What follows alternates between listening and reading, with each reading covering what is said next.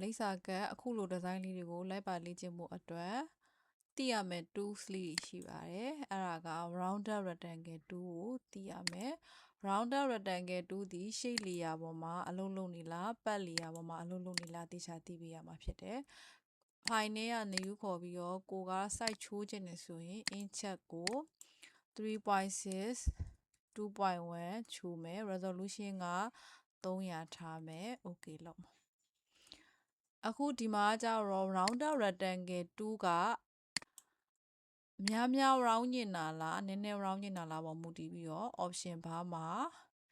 pixel ကိုကစားပေးရတယ်တချို့ကဒီနေရာမှာ inch ပြနေရယ် inch အနေနဲ့ဆို 0.5 0.3 အဲ့လိုထားပေးရမယ်ဒီမှာကျ ph ဟုတ်ပြီဒါလေးကိုအယောင်ပြောင်းခြင်းနေဆိုရင်ကွာအခြား2ကိုရွေးပြီးလို့ဒါကိုအယောင်ပြောင်းခြင်းနေဆိုရင် rounded rectangle 2အုပ်စုထဲက rounded rectangle 2ကိုပြန်ယူပြီးမှသာ option bar မှာကိုပြောင်းခြင်းတဲ့အယောင်ကိုရွေးလို့ရမှာဖြစ်ပါတယ်အယောင်ရွေးပြီးသွားတဲ့အခါမှာပုံလေးကိုကြည့်လိုက်ရင်ဒီလိုအောက်ဘက်ကိုဖောက်ပြီးတော့မြင်နေရတဲ့ပုံ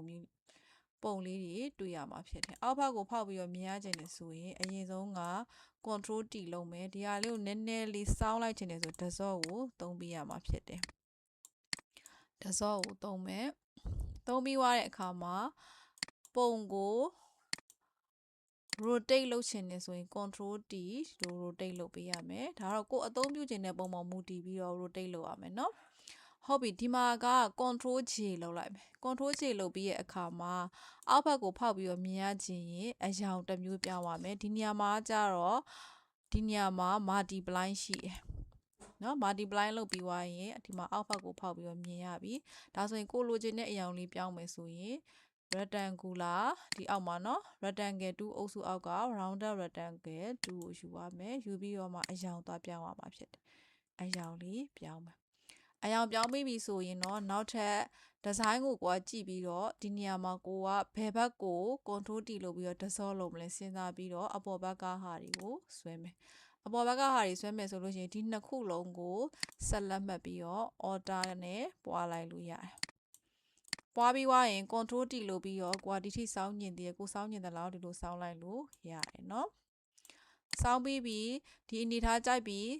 ဆိုရင်ကိုက control T လို့ right click တစော့ကိုလုပ်ပြီးတော့လဲဒီနေရာဒီမှာကိုအဆင်ပြေသလိုပြန်ပြီးတော့ဒီဇိုင်းကိုပြင်လို့ရတာဖြစ်ပါတယ်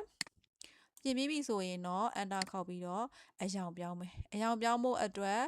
ဒီနေရာမှာပြန်ယူမယ် rounded rectangle 2ကိုယူမယ်အယောင်ပြန်ပြောင်းရမှာဖြစ်တယ်ကိုကအဝါလို့ခြင်းအဝါရောင်ပြောင်းမယ်နောက်ထပ်တစ်ခုမှလည်းအဝါရောင်ပြောင်းမယ်အခြား2ဖြစ်နေရင်အယောင်ပြောင်းလို့ရမှာမဟုတ်ဘူးဒါလေးကိုတစ်ချက်သတိထားပေးရမှာဖြစ်ပါတယ်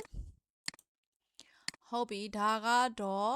multiply လုပ်လိုက်တာဒီပုံမှာအသက်ဖြစ်ပါတယ်ဒါ multiply လုပ်ပြီးတော့ control T တစောနဲ့ rounded rectangle 2ကိုသုံးသွားတာဖြစ်ပါတယ်စာရိုက်ချင်တယ်ဆိုလို့ရှိရင်တော့ဒီနေရာမှာရှိရဲ့ horizontal type 2ကိုယူပြီးတော့စာရိုက်ရတာဖြစ်တယ်ပေါ့နော်အဲ့တော့ design တွေကိုလိုက်ပါလေ့ကျင့်နေတာပဲဖြစ်ဖြစ်အခုလိုမျိုးကိုကပုံလေးတွေကိုလိုက်ပါပြီးတော့လေ့ကျင့်နေတယ်ဆိုရင်အခြေခံ tools တွေကိုပိုင်နိုင်နေမှသာရပါမယ်စာအုပ်လေးကိုမှာယူပြီးတော့လေ့လာနေတဲ့သူတွေကလည်းပုံမလွယ်ကူစေဖို့အတွက် file လေးနဲ့တွဲပြီးတော့လေ့လာမှာဖြစ်တယ်လို့နောက်ထပ်အခုလိုမျိုးပညာနာ file တွေကိုလည်းလိုက်ပြီးတော့တွဲပြီးတော့လေ့ကျင့်ပေးရမှာဖြစ်ပါတယ်အားလုံးပဲအဆင်ပြေကြပါစေ